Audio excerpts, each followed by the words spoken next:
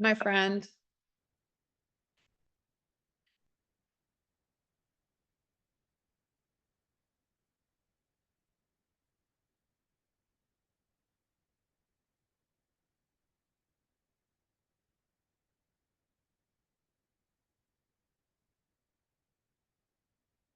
Hello. Good morning. How are you? Good. What? How are you? Not Hang bad. Not bad. on. I have 2 hours blocked for us today. Mhm. And so if we need to do anything like just like what's going on with you kind of stuff or what's going on with me, like we can and then record, or we could record and then stay and talk, like however we wanted to do it. What's going on? Like, how are you? Um, I personally feel like this is a very fitting topic because I am not in my flow right now. There's just so much change happening, like seasonal change, when the two kids are moving out, like moved out, and one's at home and they don't really need you. And you've done life forever, like in a certain way, and there's financial changes happening, like that's massive change. And so to like pretend that that's nothing would be silly, and my family, raising my family and my role as a mother was like the banks that like held the flow. The banks are not there anymore. That's the conversation, I think, because it is about, okay, this energy right now, because energy is something that's really ethereal and stuff like that. It needs a container. It does. And when it doesn't have a container, it spills everywhere and it's Hmm. messy and Hmm. it doesn't have it doesn't know what to do. And yet this container. And so this is the like this we still need some fucking masculine. You always do. You And always do. the world is tipping to allow Hold more on. feminine, and yet we can't just abandon everything masculine and just live Well, into the no, feminine energy. So do you because think you that need like, both. You need so both. our conversation today, it's let's give some very practical um container building uh Yeah. like ideas. But I want to talk Okay. about the metaphor of water and the container and what keeps flow going. I have some metaphor around like sailing and like just different terminology on like boats, like the stern and the bow and the ballast, like how that keeps you stable in uncharted waters. And like also with the tides, like tides are predictable, but they are not the same every day. Every day they're completely different, Yeah. right? So Yeah. So you have to check the tides. you Like have if to you check the ever go tides. sailing, the first thing they do is they're like, Yeah. okay, we need to know what the tides are today. Hmm. So what's your personal sort of way to check in with your tide? Yeah. I love that. The metaphor of water and the container. I love it. Thank Hmm. you. And And then then go just into the practical because sometimes like when we universalize it in the metaphors of water, then it can apply to everybody regardless of what phase of life they're for in, sure. right? But also like Hmm. everyone I'm listening to, like astrology wise, and the guy people who listen to their guides, they are all talking about change. I mean, Hmm. you don't have to be in a season of change in order to feel like the world is freaking changing. Right. Like It's so change right now, true. it's like, I don't know, like is Victor watching what's going on and going, yeah, this is exactly what I wanted. No. Yeah, exactly. Neither is my poor little sis. She's like, this, well, hopefully this will all like blah. I hope that this is exactly. And then she's like, not really knowing. Yeah. Everyone is looking for certainty in uncertain Yes. times, and that is exactly what you don't get, right? So there is no certainty right now. And No. this is the problem, is that Yeah. if you add uncertainty to this flow, like flow, in order to be able to sort of trust the flow, you want a little certainty. So we Hmm. can't find it Hmm. externally.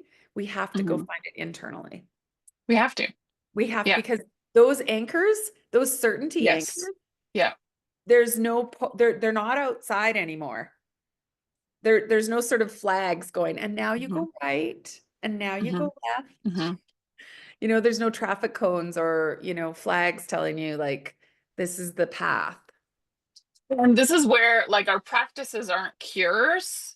They're the center in the storm, right? And they're kind of like a touch place that we can return to where we can find some calmness and some self-discipline and some centeredness as we keep moving forward.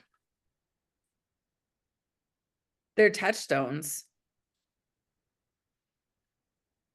Yeah. And what we're looking for is renewal so we don't get exhausted and depleted and overwhelmed, which Yeah. is related to, overwhelm. There's the helm, being at the helm of your own ship, right? It's drowning, it's, turning overboard, right? Mhm. So how do we not get overwhelmed in this massive Yeah. change, collective change that's taking place?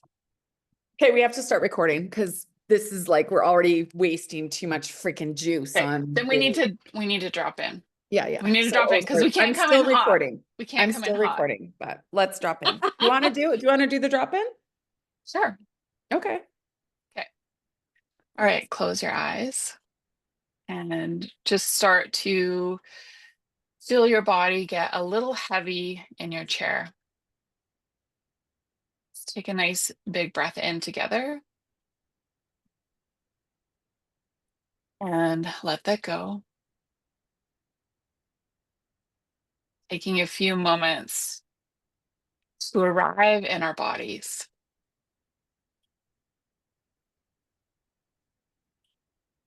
Feeling that next breath moving in and out of the body.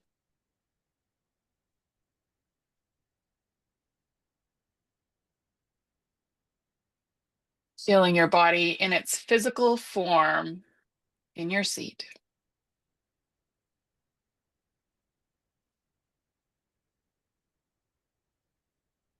And inviting spirit to guide our conversation today, bringing forth what is necessary and important for our viewers to hear and know.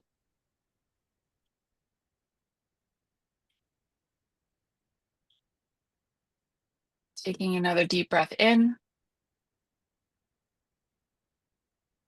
and out.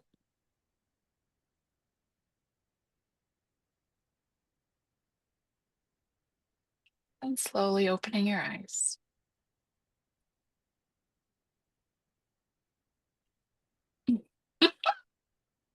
Good morning, everyone. I'm welcoming you here to probably this part two of a podcast that is called Feminine Traits. And today, Chelsey and I are here again to speak more about how we create the container so that those feminine traits, so that that really flowing energy can move through us with ease, but we have some capacity to allow that flow. Um, Good morning, Chelsey. How are you Good today? morning. I'm doing good. Yeah. Happy to be here. Yeah, me too. Okay, Chelsey, I want you to start off with that idea of water, the flow, and the container. Mhm. So I was talking to Jill just briefly before we started recording about my current life situation, which is in a huge transition in like chapters of life. I have two kids that have moved out of the house, and I have one who's still living at home, but she doesn't need me. She's here sporadically. Sometimes she'll be with a boyfriend for a week or two. So my life and my life purpose since I was 21 was being a mom. And for that title to change drastically is a big deal as far as like how I operate, because my family has always been the banks of how I channel the river of my energy. I've let them kind of be the structure and their needs be the structure of where my energy flows and nurtures. And so now that that's not there, things are a little overwhelming. It's a little bit challenging. I'm finding it hard to like go into my normal routines that I always have been doing forever. They're not feeling as easy anymore. Yeah. And it is that idea. It's like the bumpers on the edge of a bowling alley or the banks of Hmm. a river. They sort of guide the flow and they show us that, yeah, this is your container. And when you stay inside of this border, everything feels like it's good. So your container is shifting, the structure is shifting. And I know that we talk about stage of life being really important. Ayurveda talks about seasonal transitions, stage of life transitions being really, really um, like almost the hardest parts of Hmm. our anatomy. We go through a lot of flux when one set of energies is rising and another set of energies is lowering. It sort of shifts everything in us. And so you're going through that. And we actually are everything I hear about the year 2025 is this year of change, this year where our external cultural, political, socioeconomic borders are, it's like they're getting less and less clear. Our boundaries, our edges, our banks are eroding.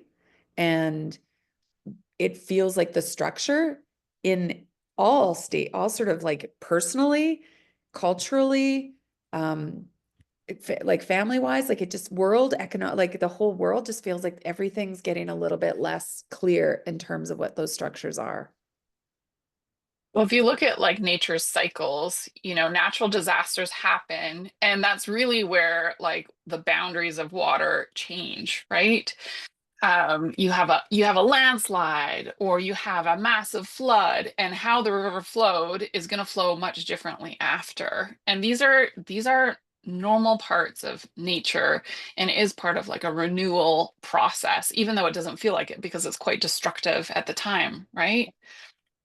Yeah, Um, fire too, right? mhm, Landslides. mhm, And I mean, we're seeing that in our world for sure. So there's a natural destruction happening of our a past stage and a new mhm, stage is being born. And so mhm, it is in this time where the feminine, where the flow really wants to go. And it's good. It's good at coming into these times when structure disappears. It's kind of like flow comes in and says, you guys, I can move through this. I can. I can move through this debris and I can move through what's here and I can get through it. But Well, it's going to move hard. through whether it's sure or not, because let's just be honest, we're not always sure in those uncertain situations at all, right? Usually The we're not flow is sure sure. at We all. as human Yeah, beings might not be sure, but the energy is like, yeah, I can do this. yeah. But we as humans don't like this feeling of it feels unsecure, And uncertain and uncertain, unknown, right? We definitely like unknown. some predictability or some assuredness that it's going to be good, right? Yeah. We don't Yeah. get that. Yeah. And so we want today to sort of talk about that. We want Mhm, to talk about the fact that we have lived in a society for a really long time, and we've lived in probably stages of life for a long time where things mhm, felt like they fell into some assuredness. And mhm, now, as we change stages, we need to build the new anchors, the new mhm, certainty anchors into our life so that everything feels like there's a tiny bit more, I'm going to use the word control again. yeah. Well, the truth is, the only thing we have control over is our own actions. Everything outside of that is out of our control. Yeah. So then what we're going to speak about today is our own actions and Mhm, how our own actions can help us find the certainty anchors we need so that um, letting in the feminine energy that we talked about last mhm, week, allowing the flow that is necessary to go through transitions can happen, and that we don't mhm, cling so hard to sort of past structures that we get passed by. mhm. Yeah. Yeah. And that's tricky. Like, I want to talk about some of the traps that we fall into and then what just like briefly on and what like we actually need to kind of anchor us in those uncertain moments that aren't certain, but they are grounding places, right? Yeah. I find for like women, overwhelm, like mental health, negative feelings, not feeling supported, overcommitting, or being overwhelmed and not being able to make decisions or take action.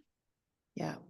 Those, maybe you have some more to add there. I feel like those are the main things that trap us as women on being able to, one, take action, but also finding that center in uncertainty. That feels like it's the most important thing right now is figuring out your unique systems to find that center in uncertainty, to allow yourself to drop back into the sort of the I, that calm, Mhm. grounded place where you're not in the storm anymore. And we need some self-discipline around that. And it needs to be something that we're prioritizing. We're guarding that are those anchors in our day really, really well so that they then can support us. Mhm. But you're right, even creating that, it's almost like the old anchors, like you said, your family structure and routine, the fact that school started at 9 o'clock and everything had to Mhm. be done so that that could happen. All of a sudden that anchor gets upended. And that's just sort of, I guess, the metaphor of life, right? Like that anchor's been pulled now, that static thing that was there for, if you have more than one it was probably there from 12 to 20 years, that anchor Mhm. Mhm. school system. And now it's being pulled from your life and your kids' life too, because they don't have that anchor either. Yeah. So what are the Well, needs? What they're are in the new ones? post-secondary, so they definitely have school, but it's different. Yeah. Because we want to be able Yeah. to come out of that overwhelm and find renewal, find a Mhm. place where we can be nourished again, we can be filled back up, we can make sure that the battery sort of gets plugged in for a while. And then, uh, it almost needs to be able to happen while the flow's going Yeah. so that it's not, I don't know, maybe, maybe I'm getting my head of myself. That's a good question, though, whether we need to stop and come out of flow to find the anchor, or whether you can pass by the anchor and sort of touch it and be like, this is good and keep going. I don't know the answer to That's that. where I think it's individual, right? Like in Ayurveda, we talk about constitutions, right? Same with astrology, like you're made up of a certain amount of signs that are related to each planet in your birth chart, right? So everybody has their unique constitution, and I think this is where it's like really important with women and maybe less important with men, is that we're quite dynamic in each one of us. Some of us might need the opposite thing as an anchor point Yeah, yeah, than each other, right? So to yeah. prescribe like a one size fits all, it will benefit most people, but it won't benefit everybody, right? So I think finding your unique constitution and what you need outside of what maybe people have told you, your culture's told you, the news has told you, because People trying to sell you something have told yeah, you. there's um something that happens when we get really insecure. We tend to fall into what I call the not self, or in human design we call the not self, and it is that part of you that's just grasping. It's not who you are in the center, and that part of you is grasping, will grasp for anything that it thinks will make you feel secure. But it is it's kind of like drowning. Someone comes to rescue you, and you're pulling them under because you're trying to survive, and you guys both drown, right? Yeah, um but when we can step into more awareness of our own unique needs outside of what we've been told we needed, but what you truly need deep down, that is satisfying and renewing, not just to your body but to your soul and to your mind, that's where we start to find traction, Yes. right? Can you keep going and sort of talk about that, the boat in the water uh, Mhm. analogy? Yeah. So I'm going to refer to a couple notes here, but I found this like really fascinating. Um, did you know all vessels, all boats, all ships are feminine? Hmm. Which Interesting. I thought was very interesting. And usually men are at the helm of the ship. Not always, but typically, which I thought was quite interesting as well. Historically, yeah. So, pardon? Historically, yeah. Historically speaking, okay? I'm not saying that that has to happen. Yeah. Um, okay. So every ship has a rudder, right? A paddle, an oar, a steering device. And it's related to rowing or propulsion. And typically it's the micro movements of rudders, which you could relate to the micro decisions in life that kind of set you on your course, just like your small decisions shape your direction. Right. So, first, we need to study our rudder. Like, where are we even going? Yeah. Do you know where you're going? Yeah. Do you know where you want to go? Yeah. Right? A lot of women don't even know where they want to go. They're just doing things because people need them, right? And that is a part of being like a woman and mother, but that shouldn't be your only defining feature. You should know who you are outside of that. And um, that is like a real important thing, I think, for women to discover for themselves, if you haven't already, right? If you haven't, you'll have a come to Jesus moment where your Yeah. body makes you do it Hmm. because you are divine, and your body will have like a divine need for you to be in relationship with that, knowing where you're going, who you are. Hmm. Yeah. I love that. Hmm. Okay. Yeah, like your inner rebel will come out and want to fuck shit up. Yup. Um, Speaking from experience. and Oh. and when I was speaking to Simi in Canmore about menopause, she talked about how if you haven't had that yet, if you haven't really come into sort of ownership, then you will find that that stage of life demands it of you. Hmm. Yeah, Hmm. fascinating. Hmm. Fascinating. Okay, thank you. Okay, then every ship in the ocean has a ballast. A ballast is like a heavy weight in the ship for inner stability, right? If the ballast is too heavy, it will be slow, the ship will be slow and unstable, right? So the question is, what is keeping you grounded when the waters are rough and balanced? What's your ballast? Yeah.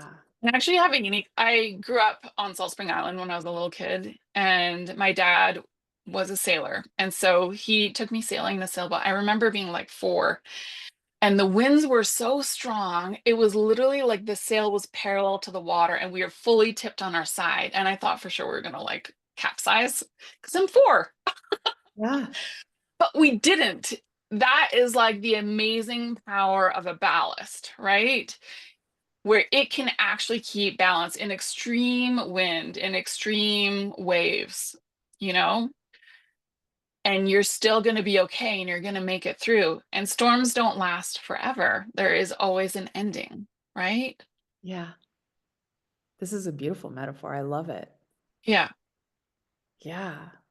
Yeah, love it. Okay.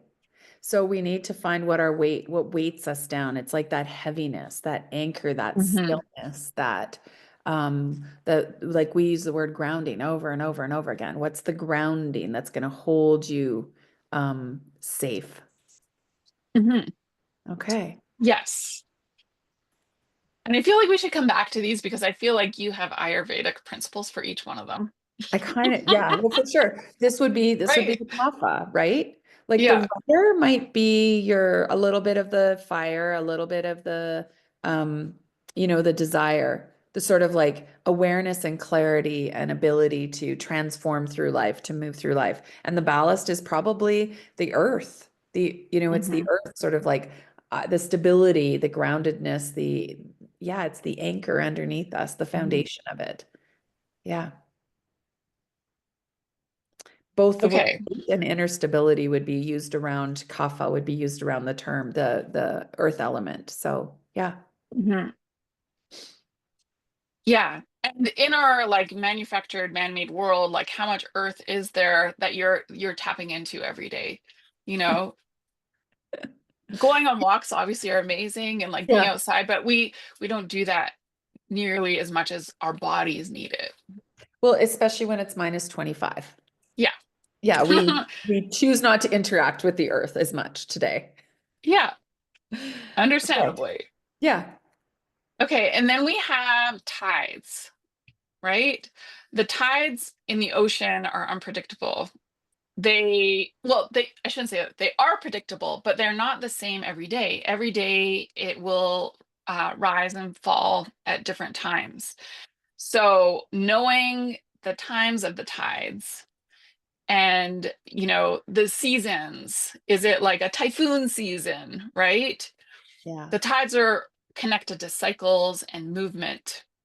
And so they're they're predictable, but they're uncontrollable, right? Yeah. But you can anticipate them and ride them, just like the cycles of life and the emotions that kind of rise and fall within us. And this is where, as women, we haven't learned the cycle of our body. We've learned it in terms of sort of kind of fear-based stuff. Yeah. We've learned it in terms of like how to deal with our period in such a way that we can live in a man's world.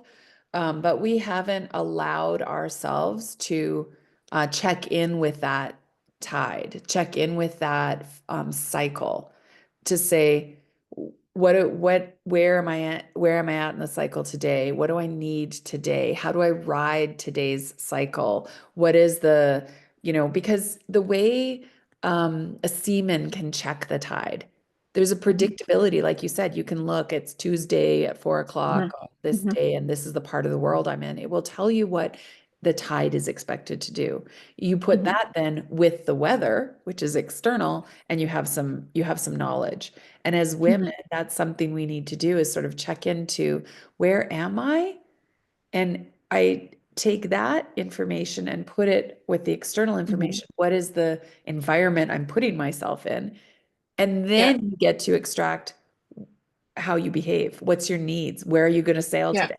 How are you going on the water? What time are you going on the water? All those Yeah. things. But it's almost like allowing yourself to know that first and act from that place.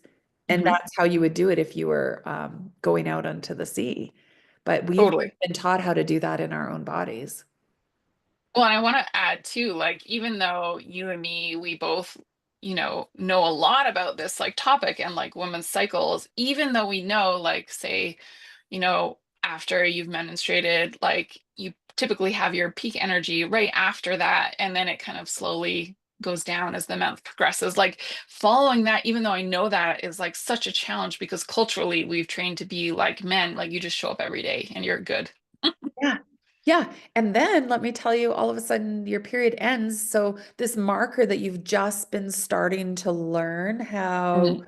it informs you about life, all of a sudden the marker leaves. And then it's like, now we're gonna trust you to be in your flow without that, the certainty anchor of your period Right. ending.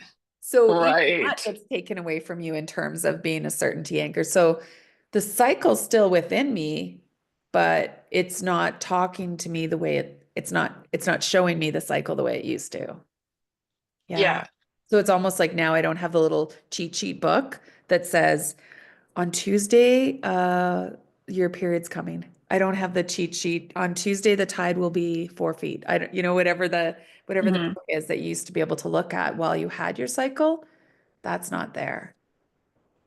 So this would be the water element. This would be the flow that we're talking about. This would be the fact that nature has a cycle.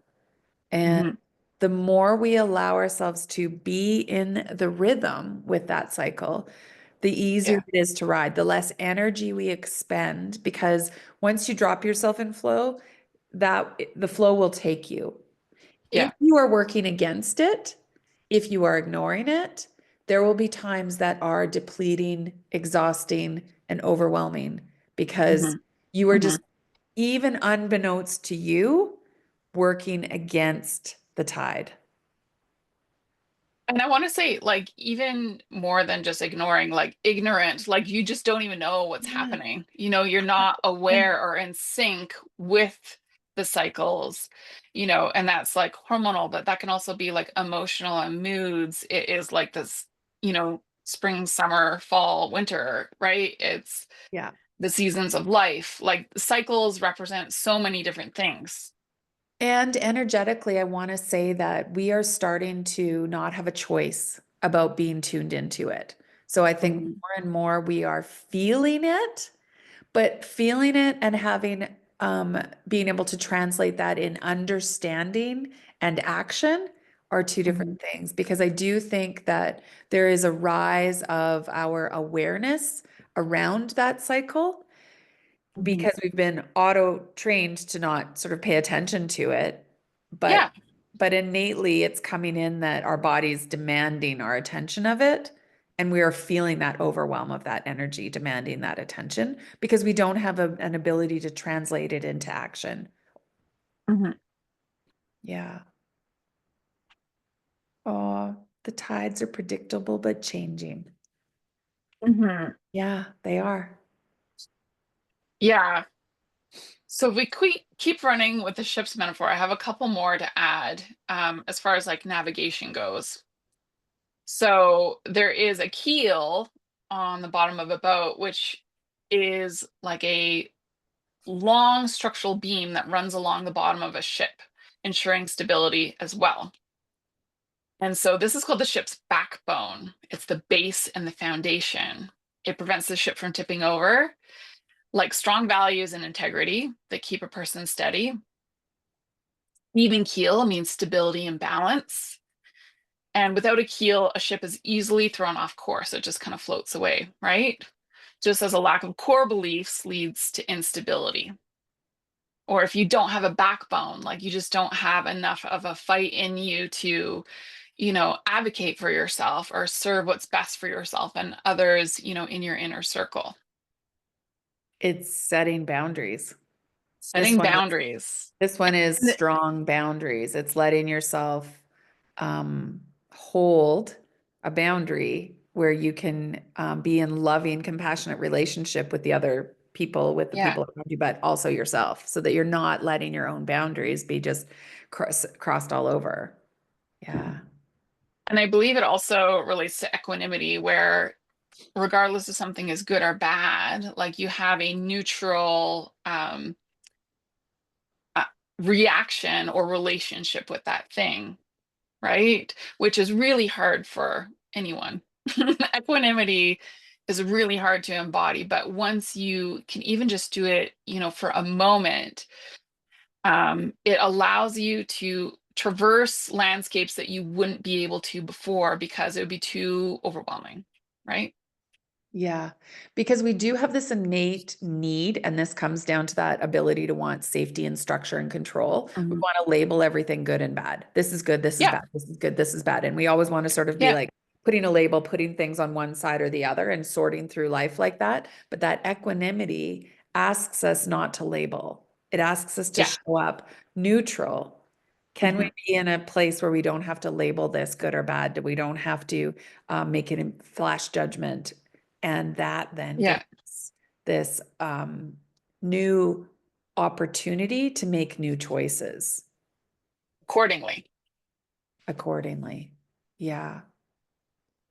So this keel then, your backbone, it's your values and your integrity.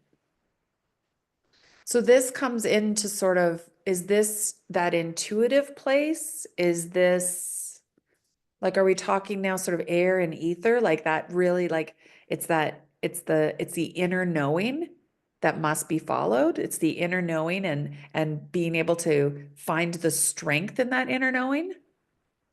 I feel like it is more earthy because it is your integrity and your values are something that might change with, say, the seasons, but they shouldn't change that much, right? They might change in relation to like you aging and the people you're in relationship as you age, but like your core values probably won't change a ton outside of that, in my personal opinion. Maybe you have more to add to that. So here I almost now I'm hearing you almost speak about it like Ayurveda would call it your prakriti. This is your innate constitution. This Yeah. is sort of who you've been since conception, and it is Hmm. eternal to you.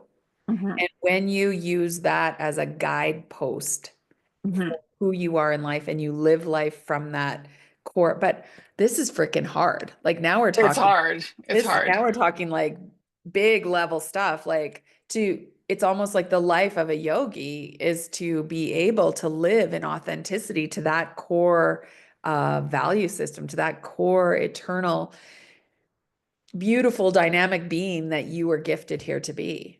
Hmm. Yeah. Yeah. Okay. That's Yeah. keel. Your keel That's is your cue. proper keel. That's your backbone. Hmm. Okay. I like Hmm. it. Okay. Tell me the next one. Okay.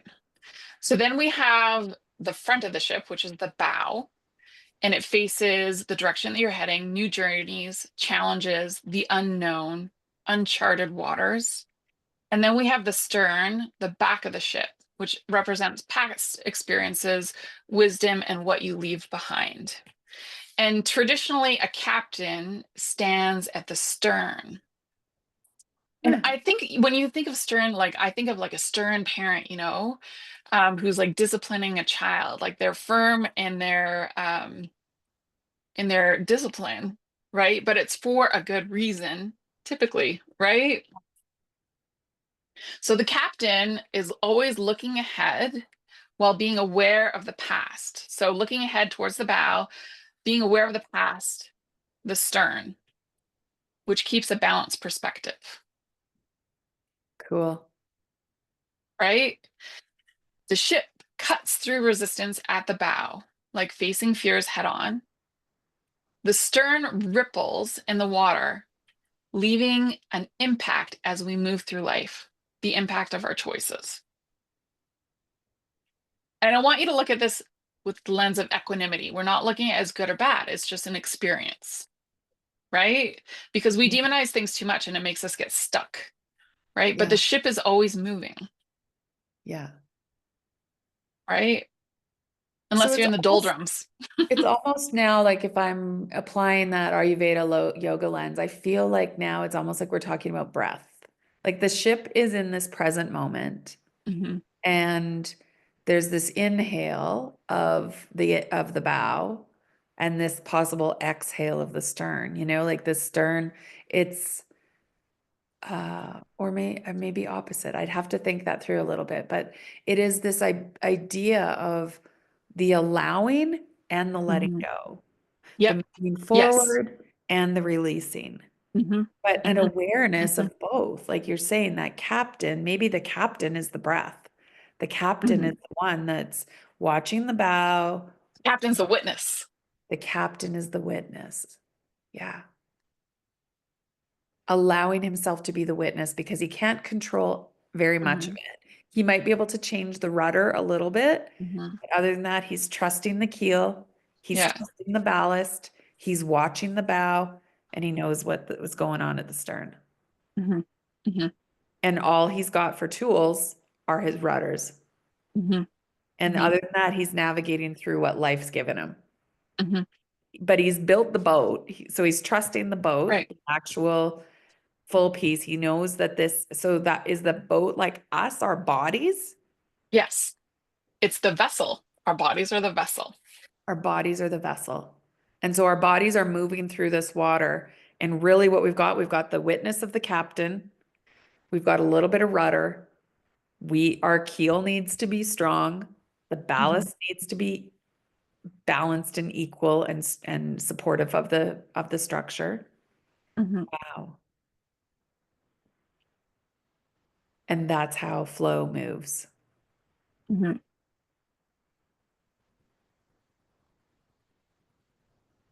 I have a lot of thoughts about this. Do you have anything? Okay.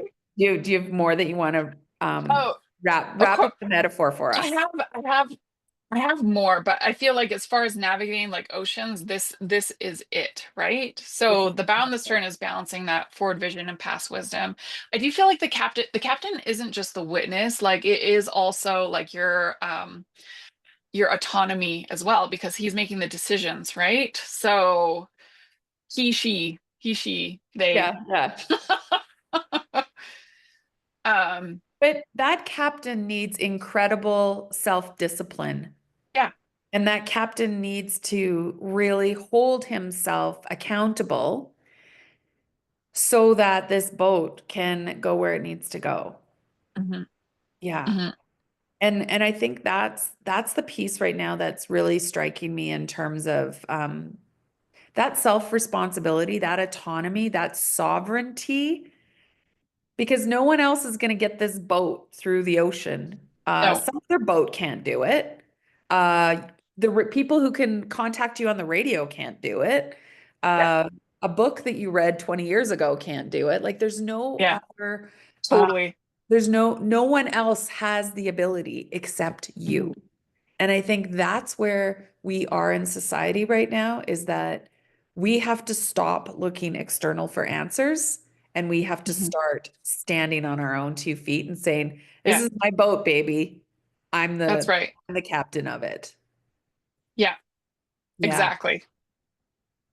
Yeah. And that is hard for women when like we've been taught that like, we're kind of second place, right? But that is totally changing now. And it has been for a long, long time, but it to step into our own personal power is up to each individual to do it. No one can do it for you. No one's going to rescue you. No one's going to make you do it. You have to do it for yourself. And that is hard and is a daily choice in everything that you do, right? And there's something also about your if you have a relationship. So yes, we need to find this balance in ourselves, but I Mhm. will also say that I feel my husband is a divine masculine and Yeah, that there's some he like together in relationship, he brings some of that ballast for me.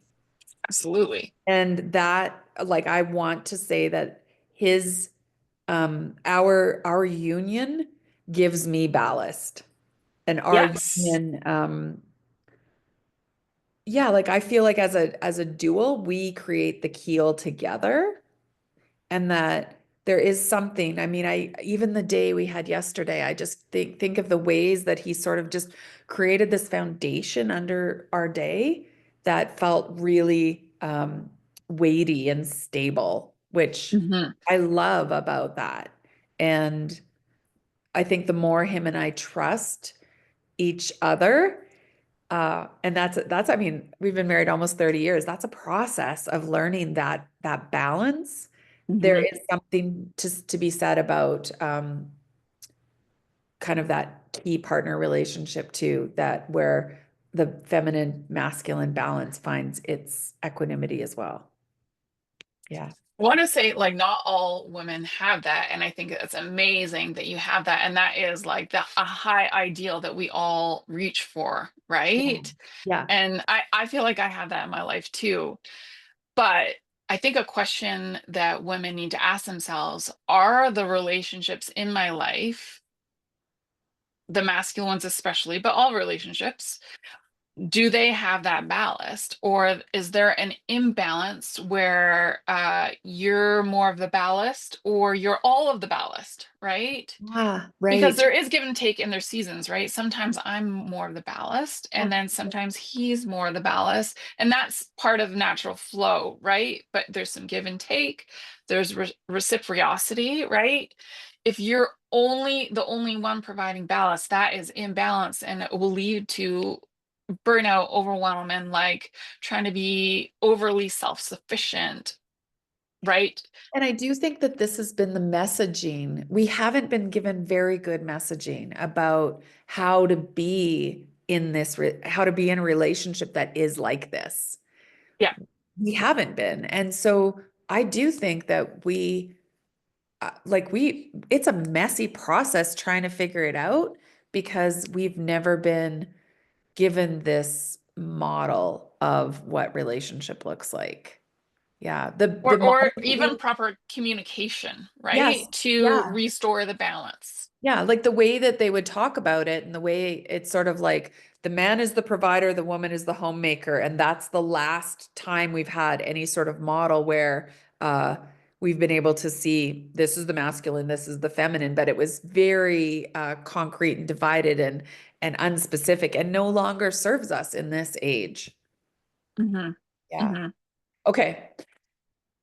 But for this, for our purpose today, we're really talking about the balance in us so Hmm. that Hmm. we take responsibility for these both sides, the masculine and the feminine, for Yeah. both the structure, the container, the stable weight, and even keel to allow the flow, to Hmm. allow the journey. Hmm. Yeah. So then, Chelsea, the best way we can, let's try and talk about sort of the physicalness of creating these structures, the very practical way that we go about finding certainty anchors, creating touchstones, keystones, habits, uh, trusted points that our body uses to come into renewal, to come out of the storm. Yes. Well, I think if we go back to like the principles of sailing, like first, where are you going, right? Everybody has a unique direction that they want to go. Um, and not just go like on a just a professional level, but like also personal and spiritually, like which direction do you want to go? And what banks do you need to create in your life that will set you on that path? And water wants to flow with the least resistance. So what is the easiest thing you can do, Yeah. right?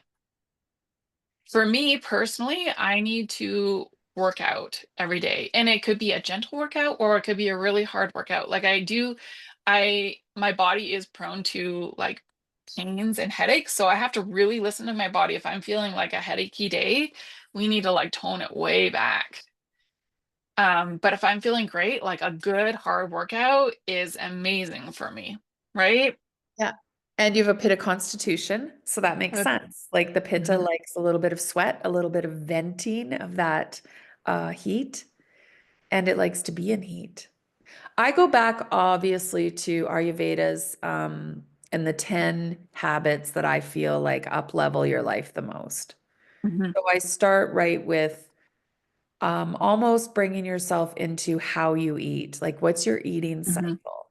And Mhm. for me, when I get out of rhythm, one of the first things I can do to bring myself back into rhythm is eat an earlier, lighter dinner, give Mhm. my body lots of time, get to bed on time Mhm. so I can have a good sleep so that when I get up in the morning, I can do my morning routine.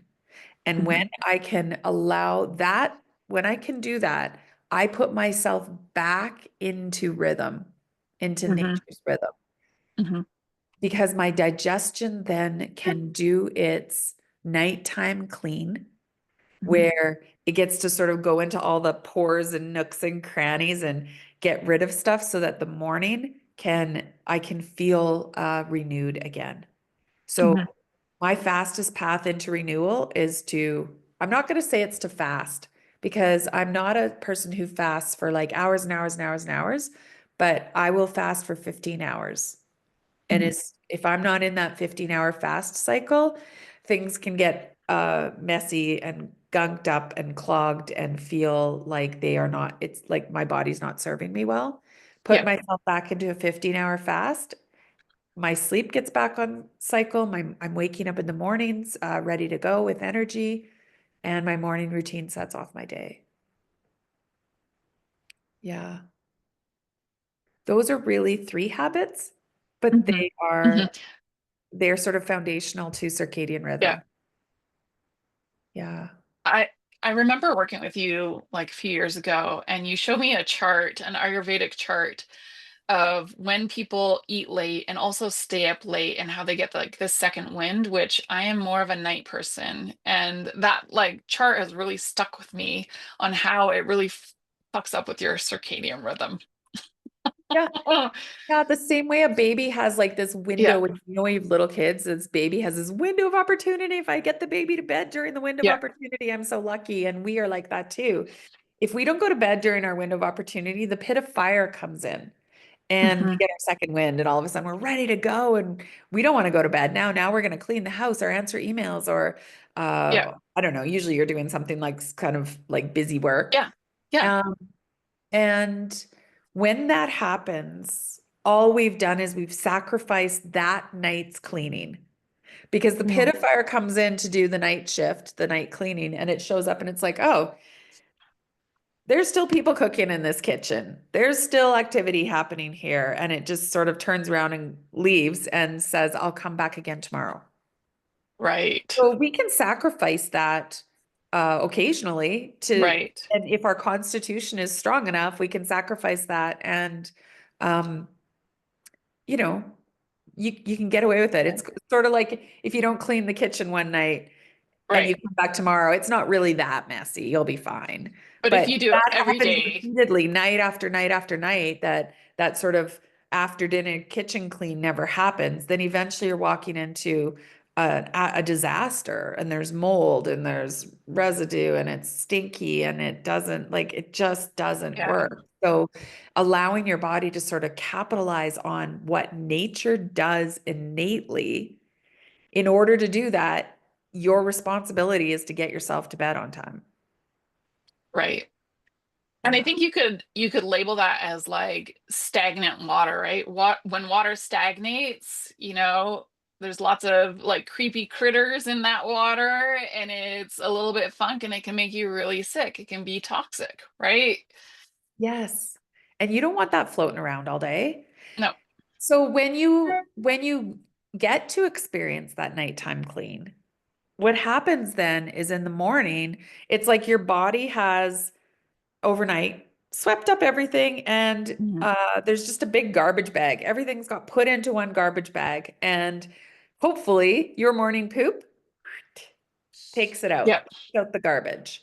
And we're relying on you to keep that daily evacuation happening so Hmm. that uh like the system can be complete. So if Hmm. for me, the first two things that come in is this watching this cycle. And the first one is to not snack at night so that Hmm. I can stop that digestion so that by the Hmm. time I'm ready, my body isn't in digestion mode when I go to sleep. It's Hmm. turning off all the devices and getting off work and letting my evening slow me down so that I am Hmm. ready to crawl into bed and I am ready to pick up a book or do something or do a meditation that will like make this heaviness come over me Hmm. and allow myself to fall asleep so that nature can do its work.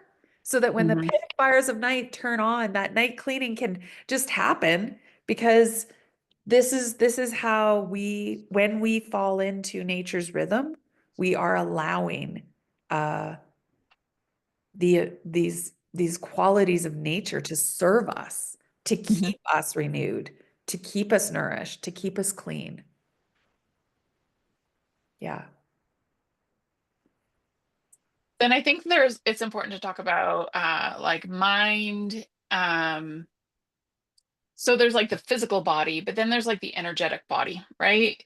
And for me, living in our regular world, after going on my trip to the Pacific Crest Trail and like hiking for 4.5 months and being really connected to nature and the sunrise and the sunset, being able to, wake with the sunrise and go to sleep with the sunset and eating in those day hours and only focusing on moving my body, eating and sleeping, coming back to the real world was really, really hard for me because everything is so manufactured from our temperature to the lighting, especially lighting, artificial lighting really affects my brain.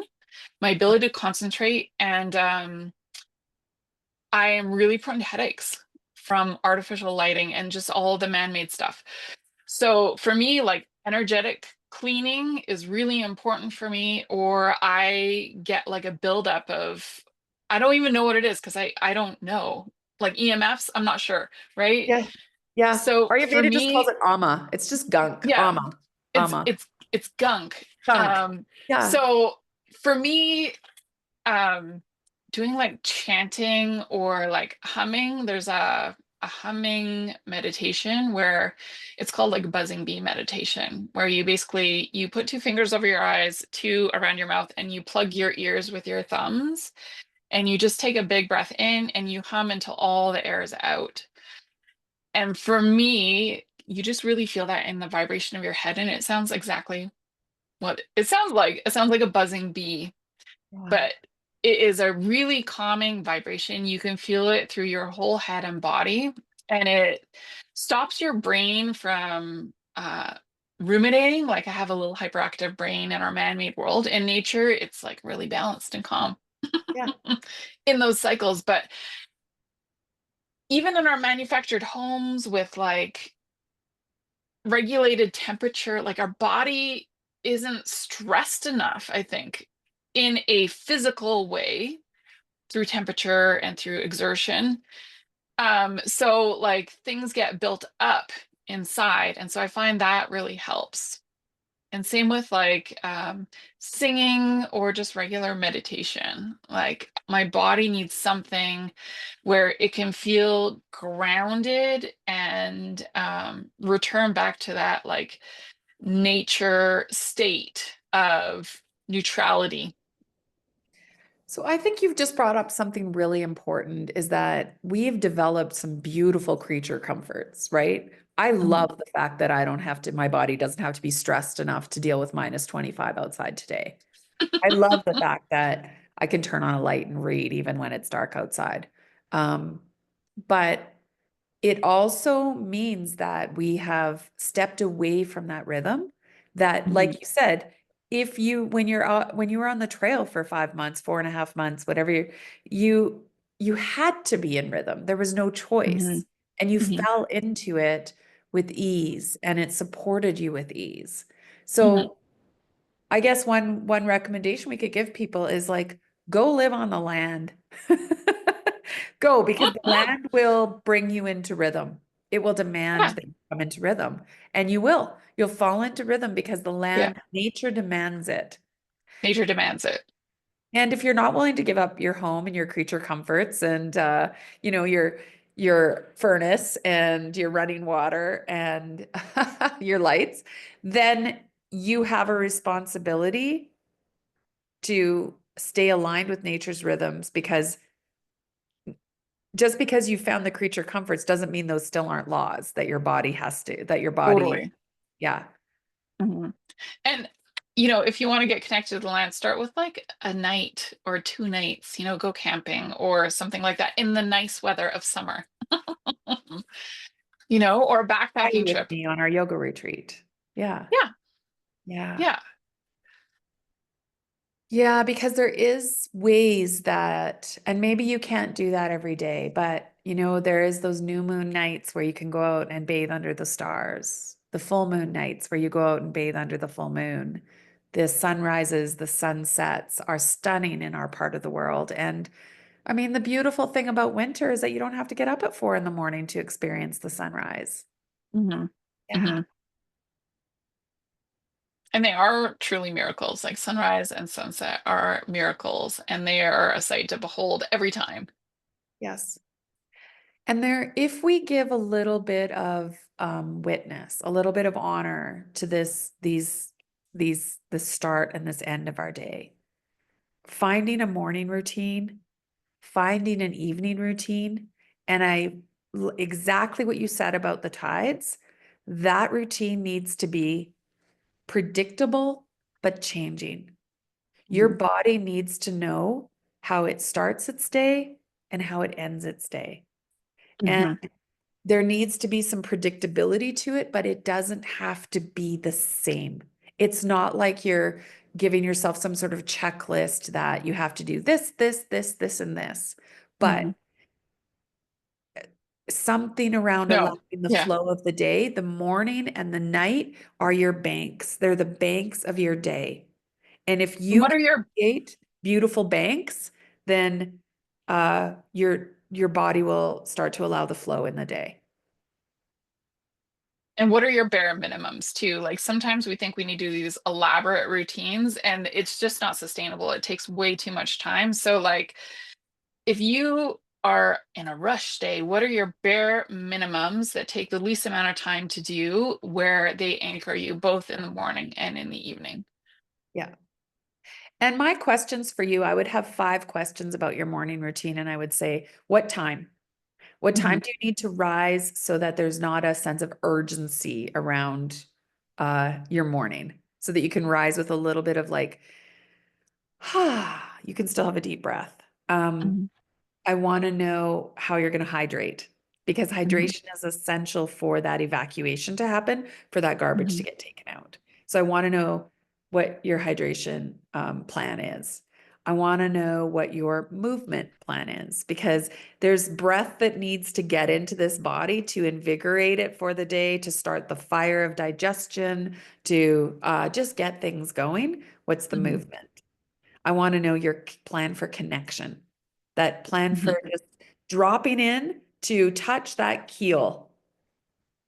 Who, my values, my integrity, my backbone, yeah, the ballast Mhm. there.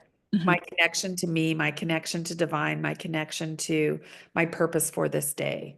And maybe Mhm. it maybe even is just the rudder. The connection is to go, how does the rudder need to be moving today? Mhm. And then the last one is fuel. What is Mhm. what do I need to do to fuel my day? And that's how you're going to nourish yourself. So if you can find answers to those 5 questions as you start your day, then Mhm. that is a beautiful bank, one Yes. side of the bank. Yeah. And the other side doesn't have to be as complicated. Maybe it's really simple, you know? Even your Yeah. morning doesn't have to be that complicated. Yeah. Those are just guiding questions that you can use for your inquiry. Mhm. Yeah. What's the other side of the bank? Evening routine? Well, I think it's hard to say. I feel like the other side of the bank can be determined by your constitution, which could be anything. But I think one thing that we're missing here is play. Like we can't be all work and no play, Is play okay? the And flow? Is play the flow or is play something that is part of the structure? I feel like it could be either, right? Because flow isn't all play, right? Yeah. But it is part It of feels really nice healthy, though. yeah, it's part of health and balance, right? Like, and we can't just be all serious all the time. That's really boring way to live. I'm sorry. Yeah, Chelsea. I am really serious all the time. Play's my hardest thing, so you're challenging me Yeah. right now.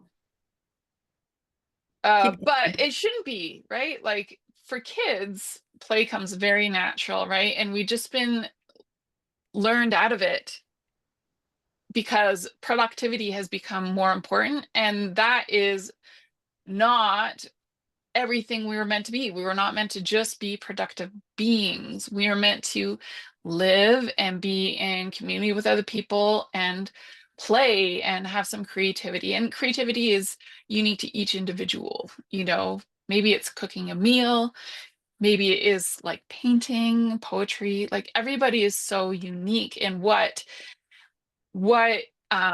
play and creativity is for them. But typically, if you enjoyed something as a child or as a teenager, those things will still be true today in maybe a little bit different form, but you still find enjoyment in them. And it doesn't have to take forever and it doesn't have to be every day. Tell me how you use that as an anchor. Would it be the same way Julia Cameron would talk about it in the artist's way, where she's like, take yourself on a date once a week? I think that is perfect. Once a week might not be available for everybody. Um, but you can still play at home, you know? Sometimes even in my journaling, there is play that comes out because I can be whatever I want, meaning myself. There's no guardrails on that. So whatever wants to come out can come out. And there can be some really creative things, like poetry that I didn't even know was there, right? It just comes out.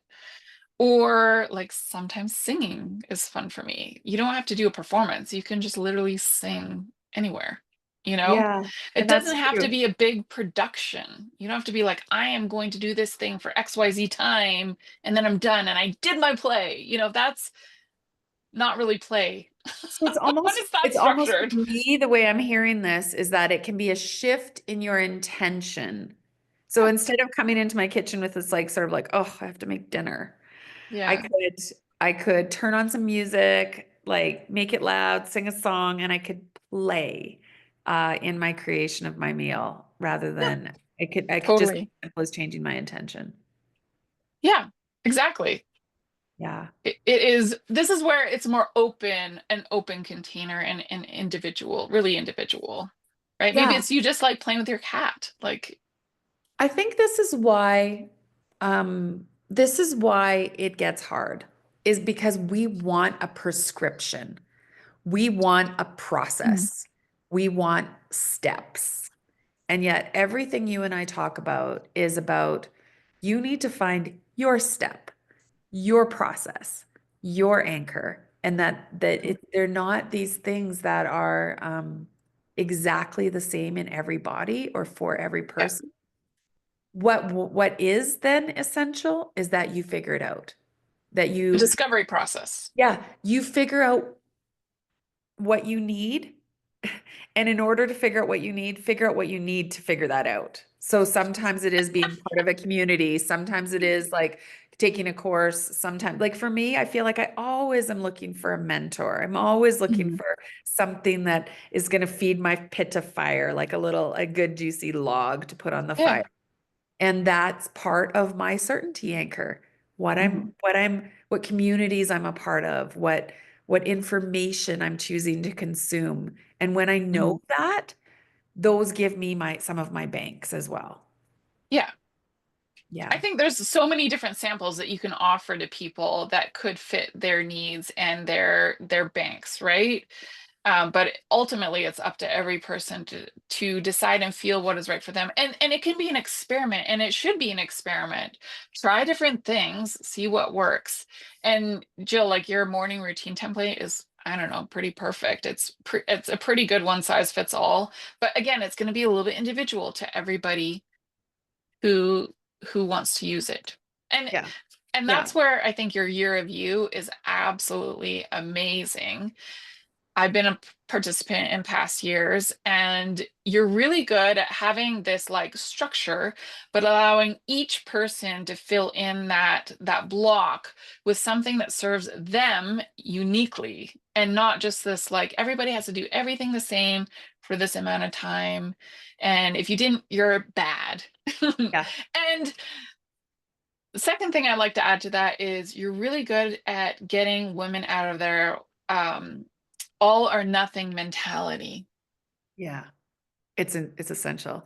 Well, thank you. I will put the morning routine challenge link into the show notes. So if you want to have a structure to lead you through how you create your morning routine, I can show you that. And secondly, the year of you. It is a container to help you discover what your needs are so that you can create these banks for yourself. That's what the year of you allows you to do. Um, do you want to talk about your ability to help us understand and know ourselves so that we can find out more? Um, so I'm in the process of setting up a website, and it's related to astrology and human design. And then I also have my massage. So if you're in physical pain, we can help there. But if you're more in like a mental, spiritual, emotional pain, that's where human design and astrology can really help, where we look at your birth chart and we see kind of how the stars map out where your values lie. And when I say that, like, it is not specific so much as the energy that is there. And we Yeah. get to work with that and find out how you can align more with that individually and get more into your flow that's very unique to you. What I love most about these modalities is that they aren't trying to imprint something on you externally. Usually, they are bringing you into alignment with what you already know of yourself, Mhm, energetically, physically, emotionally, everything. It's almost like Ayurveda, human design, astrology. They're not trying to predict the future or to do anything other than to bring you into your own alignment. And some of mhm, the most juicy hours Chelsey and I spend together is when, I get to ask her a whole hour about my design chart, my human design, and she shares how she can help me interpret myself through human design. And then we swap. And I share how she can interpret herself through the lens of Ayurveda. And just gaining that knowledge, that self-awareness has just created such growth, don't you think, for both of us? mhm. Yeah, Huge. I know. It's fascinating. Well, maybe one of our other banks, Chelsey, is just this idea of, you find your people who help sort of ground you, because you and I will definitely sort of touch base with each other and say, hey, I'm gonna need like a little anchor here in the next few weeks. Can we Mhm, can we set a date? mhm. Yeah. So, is there anything else we need to share with people as we wrap up today?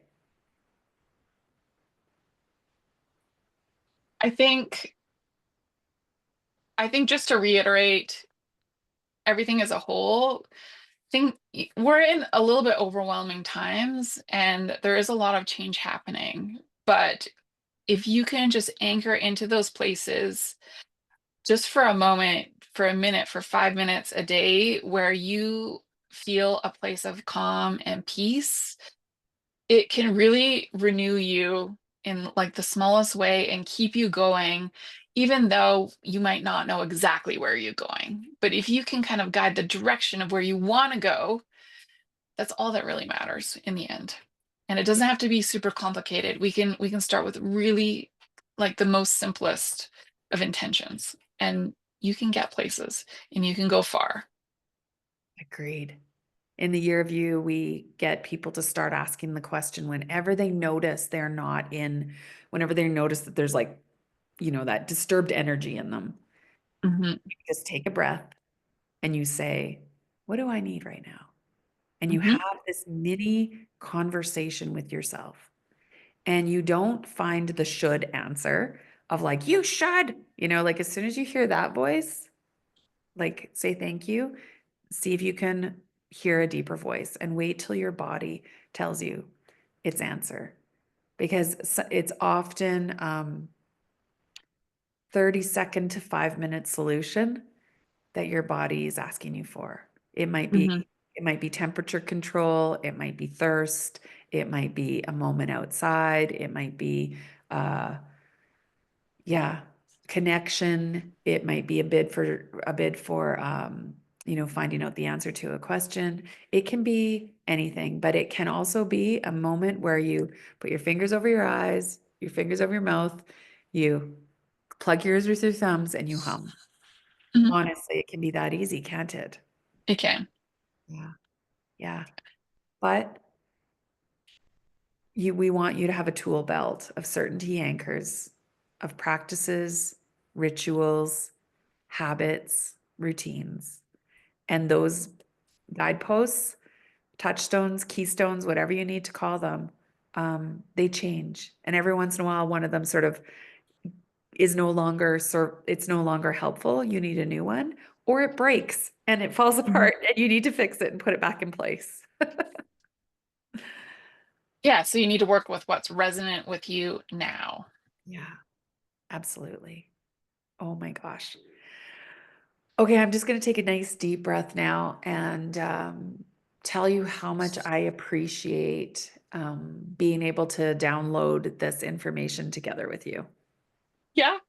Yeah, it's pretty. It's pretty incredible to feel like, and even you guys, even just this idea of Chelsey and I setting a time, we're meeting at 9, we have a topic, we ruminate on the topic. This podcast is some of that anchor so that this flow of this conversation can happen. Yeah. Sometimes it's that sort of anchor and creation of your banks as well. Lovely. Thank you, Chelsey. Thanks, Jill.